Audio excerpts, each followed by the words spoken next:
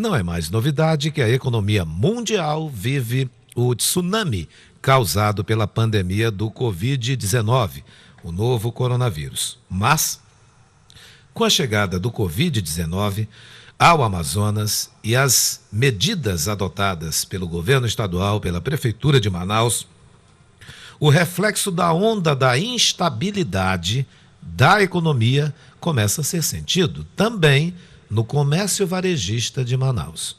O comércio do centro já está com as vendas em baixa e os grandes centros comerciais começam a alterar horários de funcionamento. Já no mundo, o aumento do dólar continua mostrando impactos dessa crise. Nós convidamos o economista Orígenes Martins, que já está conosco aqui, a quem nós agradecemos. Muito obrigado pela presença do senhor. Seja bem-vindo, bom dia. Bom dia, Patrick, bom dia a todos os ouvintes da Record News e da Rádio Diário. É sempre um prazer estar aqui com vocês, né, mais uma vez, e podendo contribuir de alguma forma, principalmente num momento como este, que tanta gente está assim meio que não só desinformada, como também meio preocupada com a situação real. Eu gostaria já que o senhor começasse a responder o que é esse chamado comércio varejista. Olha, nós temos aí todo esse conjunto de empresas que vendem diretamente ao consumidor, vendem em pequenas quantidades, né? As lojas as lojas comuns, os supermercados, os bares, todas aquelas empresas que vendem, fazem aquele tipo de comércio direto de oferta e demanda, né? A gente vê isso muito ali no centrão da cidade? Centrão, todinho, os supermercados, né? Todas essas comércio lojas de bairro comércio também? De bairros, todos eles. Bem, qual é a previsão, quanto tempo a economia, se é que tem uma previsão, ainda precisa viver essas consequências da pandemia? Eu creio que esse é o grande problema que hoje vive não só a economia, como aquelas autoridades, né, responsáveis por essas medidas que têm que ser tomadas com a economia. E talvez explique aquilo que você falou, a questão do dólar, né, que está muito difícil você prever um tempo de duração dessa pandemia. Veja que quando começou a questão lá na China, nós chegamos inclusive a fazer alguns comentários a respeito, não se tinha ainda uma noção do porte e da abrangência dessa crise, até porque em termos de saúde, em termos patológicos, ela representa uma coisa. Mas a partir do momento em que ela começou a abranger o lado econômico, ela tomou uma proporção tal que hoje já se fala não só em pandemia, como em recessão econômica mundial. Então veja que num período muito curto de tempo ela tomou uma proporção completamente imensurável, digamos. Orígenes, lá em São Paulo, essa situação do coronavírus, que já tem mortes lá, né? Já houve mortes, levou a Prefeitura da capital paulista a proibir mesmo, o funcionamento do comércio já a partir de sexta-feira. Somente supermercados e farmácias vão continuar abertos. Aqui no Amazonas, você vê uma medida dessa também como necessária e quais os impactos dela também, deixando de funcionar, por exemplo, shoppings e comércios que as pessoas vão ali para consumir, fazer compras? Olha, Patrícia, eu vejo como uma medida não só necessária, como uma medida responsável. No momento de crise mundial, no momento de pandemia, nós temos que arcar com determinadas consequências. Veja que os países que conseguiram mais rapidamente controlar, ou pelo menos evitar essa crise, foram aqueles que mais rapidamente tomaram essas medidas. Foram aqueles que decretaram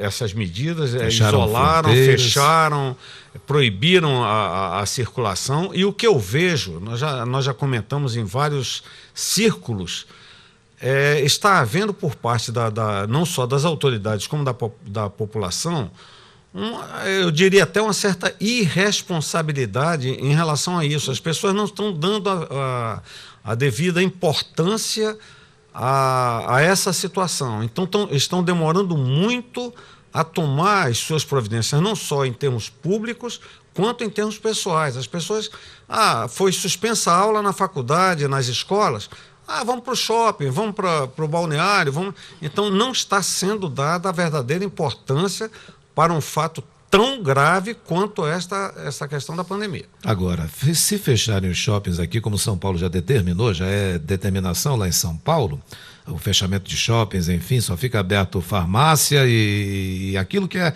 essencial. Tem a questão das lojas que precisam pagar aluguéis, pagar os funcionários e sem funcionamento influi num outro problema. O senhor vê alguma medida, alguma solução? Faturamento, né? Faturamento. Exatamente. E por isso está se tomando a medida econômica. Veja que o governo solicitou e já foi aprovado o estado de calamidade, né? Porque é nesse momento em que o Ministério da Economia, o governo, através do Ministério da Economia, né? Ele tem que entrar com medidas para tentar resolver essa situação. É um ônus que cada um precisa assumir num momento que é um momento extraordinário. Nós precisamos, cada um tem sua responsabilidade. Todos vão ter que arcar com algum tipo de ônus nessa situação. Porque não é uma coisa que veio daqui para fora, é uma coisa que todo mundo está passando, todos nós vamos ter que arcar com algum tipo de consequência e com um detalhe, se não for tomada essa medida, se não se fechar shoppings, se não se proibir circulação de pessoas, a coisa não vai ficar muito pior. Então não seria muito mais responsável fazer isso e realmente provocar essas coisas do que se deixar a coisa fluir e no final as coisas ficarem muito pior com as mortes que estão ocorrendo agora, por exemplo, na Itália. Ontem nós tivemos essa notícia triste de mais de 400 pessoas morrendo num período de 24 horas. Superou as mortes da China para o mesmo período de tempo. Proporcionalmente, eu acho que a questão da Itália está muitas vezes pior do que a China. E os comércios ditos varejistas, aqueles populares, também na sua avaliação precisariam adotar o mesmo, fechar as portas? Eu acredito que sim. Agora nós temos aí duas situações. Nós temos a questão oficial, quando o governo tem que tomar medida, fazer a proibição, tomar aquela questão dos atos institucionais, mas temos também a questão do cidadão. Aquele dono da loja, por exemplo, que ele, por uma medida de responsabilidade, ele resolve fechar a sua loja e dizer, não, eu estou fazendo a minha parte. Em algumas partes do mundo nós tivemos isso. Na África do Sul, por exemplo, muitos donos de lojas, simplesmente eles fecharam as portas naquela situação. Sem precisar da determinação de governo nenhum. Sem precisar que o governo obrigasse. Ele fechou a porta e disse, eu estou fazendo a minha parte. Hoje a gente entrevistou um amazonense que mora em Miami há 4 anos, por telefone, essa entrevista foi ao vivo, e ele dizia que pouca gente nas ruas, o pessoal atende mesmo quando se fala as coisas, o que é bem diferente aqui no Brasil. A gente não costuma atender. Aliás, o Paulo Henrique, que é operador, ele lembrou semana que passou, essa semana não lembro bem, que, por exemplo, não vai ter aula, beleza, o pessoal não vai ter aula, vai ficar em casa, mas é para ficar em casa. Não é para ficar passeando por aí, curtindo para lá, para cima, para baixo, aquilo que praticamente o senhor falava. O que representa a paralisação do comércio para a economia do Estado? Bem, aí entra a questão do ônus que eu estava falando. Realmente, nós estávamos, antes dessa pandemia, nós já discutíamos, né, a questão do crescimento do faturamento, nós estávamos discutindo a questão do posicionamento, por exemplo, do polo industrial de Manaus em relação ao restante do país, que nós estávamos faturando mais, a nossa produção que estava bem, que nós estávamos conseguindo enfrentar, inclusive, algumas resistências, né, por causa da reforma tributária. Agora precisa ser feito uma reavaliação e ver como vai ficar esse posicionamento, não apenas da produção do polo industrial de Manaus, mas também o posicionamento fiscal e tributário, no caso da reforma tributária, mas também público em função dessa queda no comércio e da situação dos lojistas.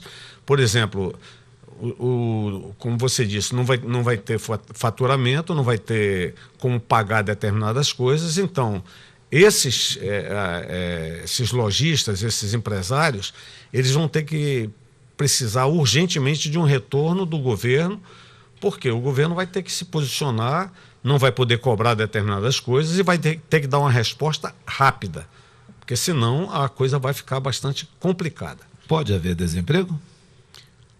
Olha, pelo menos o governo federal sinalizou que a última situação seria, pelo menos eles vão tentar trabalhar para isso, a última situação seria o desemprego, mas eu particularmente não vejo como uma coisa inevitável. Eu acredito que vai acontecer o desemprego, até porque, infelizmente, o nosso sistema, até pela demora com que estava acontecendo essas medidas, essa reforma tributária, por exemplo, já era para ter acontecido, não aconteceu, essa briguinha entre governo e legislativo acabou atrasando muita coisa. Então, nós ficamos com um sistema completamente desestruturado e sem base. Então, vai acabar acontecendo desemprego. Fechamento de lojas também? Com certeza absoluta. Algumas, inclusive, ontem eu estava conversando com 3 empresários, um deles já estava me comentando, ele está há 4 anos aqui em Manaus, estava bastante satisfeito com o setor, mas ele já estava pensando nessa possibilidade. Ele conversando comigo, ele estava dizendo, estou pensando seriamente se eu vou continuar com a minha loja aberta. E o ramo dele qual é? O ramo dele é restaurante. Restaurante também. São agora 8h17. A gente passa agora a falar sobre a questão do dólar. Ainda há pouco eu entrei em contato aqui nas redes sociais e tem uma informação que diz números do coronavírus. 4 mortes no Brasil, mais de 500 infectados. E quando a gente observa essa situação sobre infectados, as mortes que ocorreram foram de pessoas com mais de 60 anos. As notícias sobre o Covid-19 fizeram muitos esquecerem aquele aumento histórico do dólar, né? A gente esqueceu, só ficou falando em Covid, e nós esquecemos aquele aumento histórico do dólar. E a moeda estadunidense, ela continua em alta em relação ao real, ou o Covid-19 ajudou a fazê-la descer? Essa questão do dólar, inclusive eu estava fazendo uma análise a respeito, essa questão do dólar é uma coisa bastante importante de se discutir isso, até porque, em primeiro lugar, o dólar, essa questão do câmbio do dólar, ele tem vários aspectos. Nós temos que analisar o seguinte, o dólar ele vem sofrendo algumas pressões desde o início do ano, quer dizer, antes da questão do Covid-19. No início do ano, os Estados Unidos tinham se metido numa confusão lá com o Irã, não sei se você lembra disso. Isso aí já tinha forçado, de certa maneira, a uma alta, embora pequena, mas a uma alta do dólar.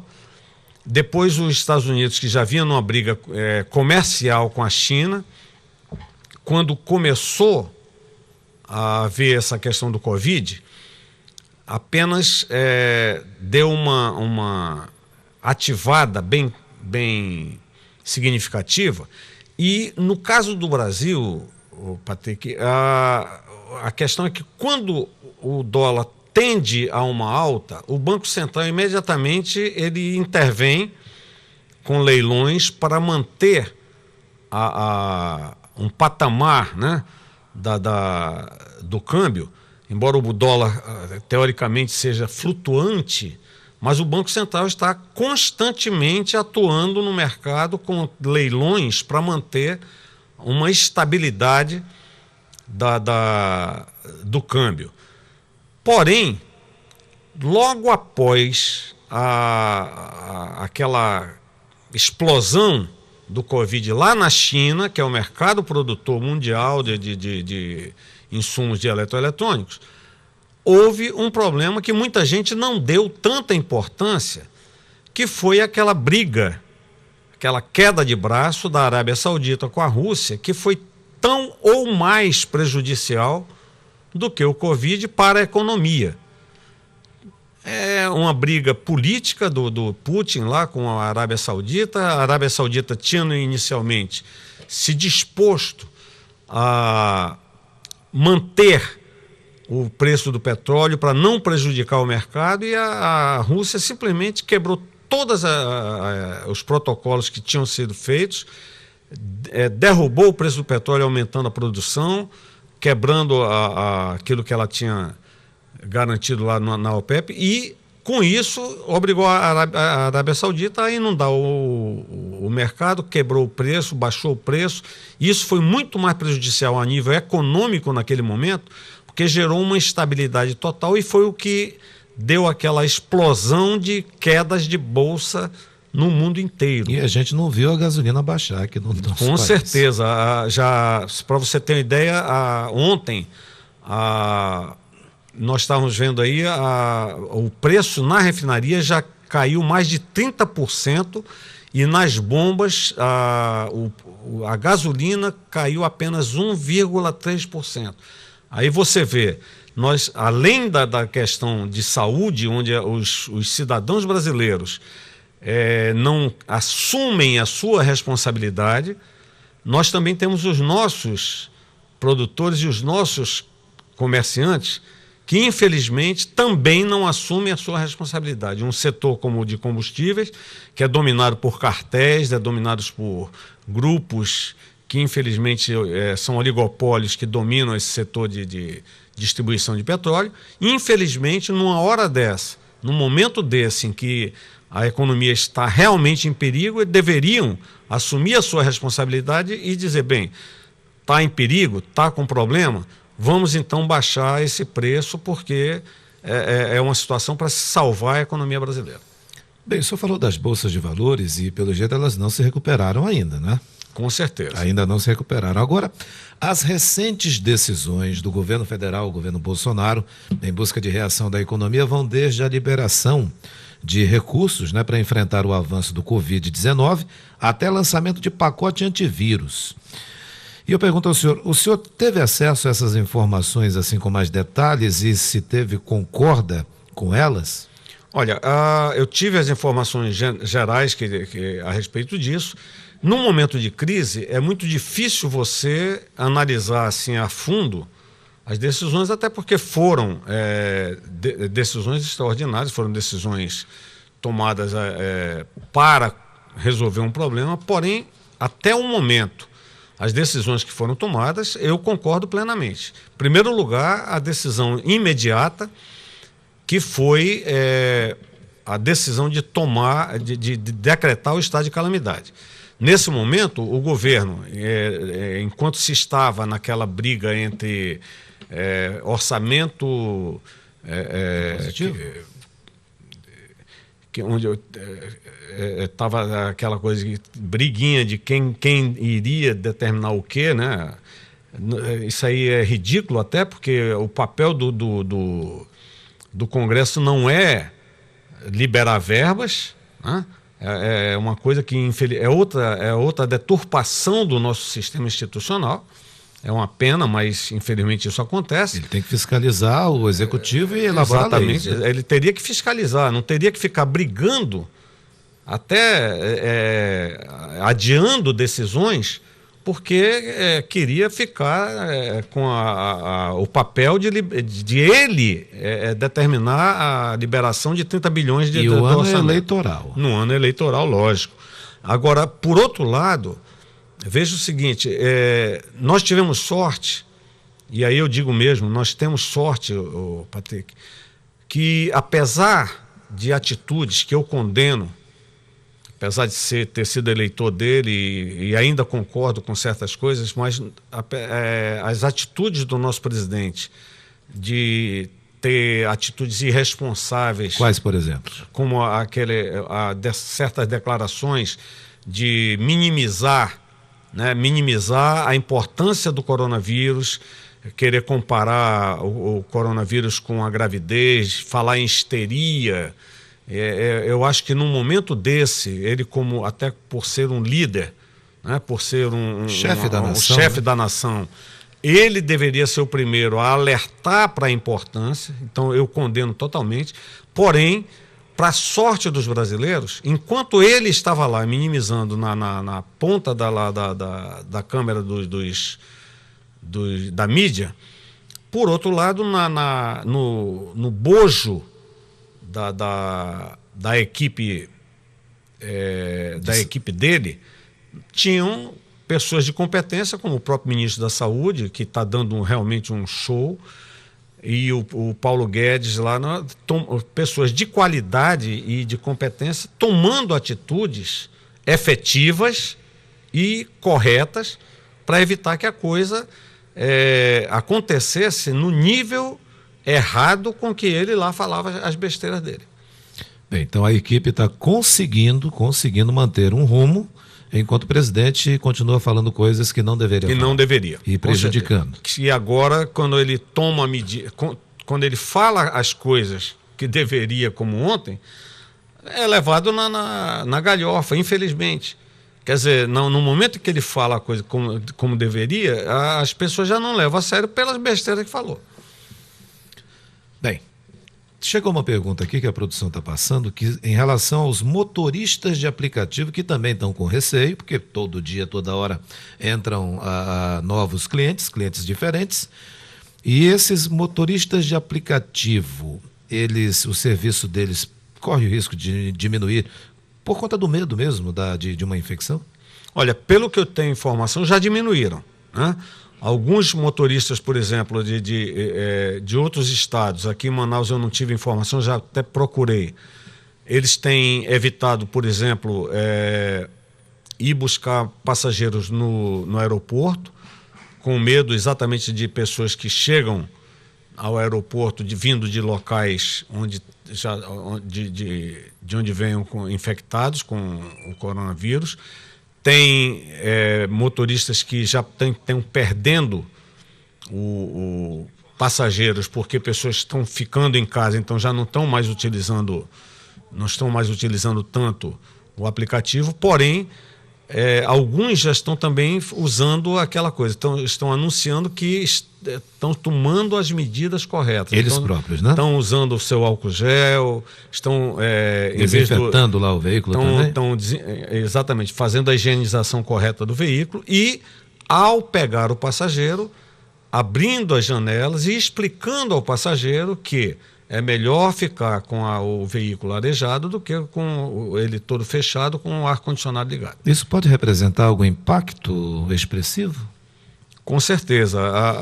E inclusive por isso os motores de aplicativos assim como os informais, né, foram uma das preocupações desse pacote que foi lançado, o pacote antivírus aí do ministro Paulo Guedes, para que esses profissionais recebam alguma coisa, mesmo que pequena, mas recebam alguma coisa para não ficar totalmente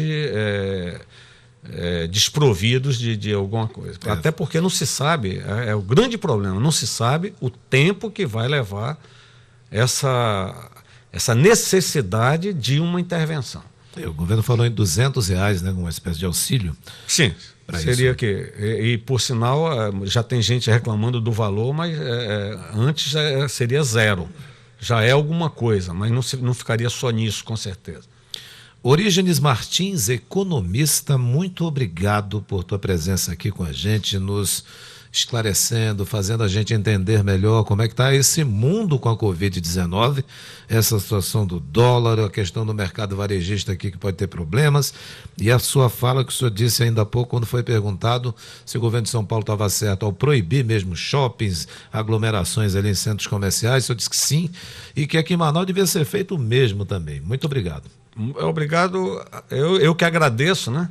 E, mais uma vez, a gente fica satisfeito de poder interagir com o público, com vocês, e eu só teria para completar e dizer para as pessoas, fiquem em casa, tenham um pouco mais de consciência de que a coisa é muito mais séria do que muita gente está pensando. Tem gente que não está dando a real importância e atenção à situação que nós estamos vivendo. Muito obrigado. Valeu.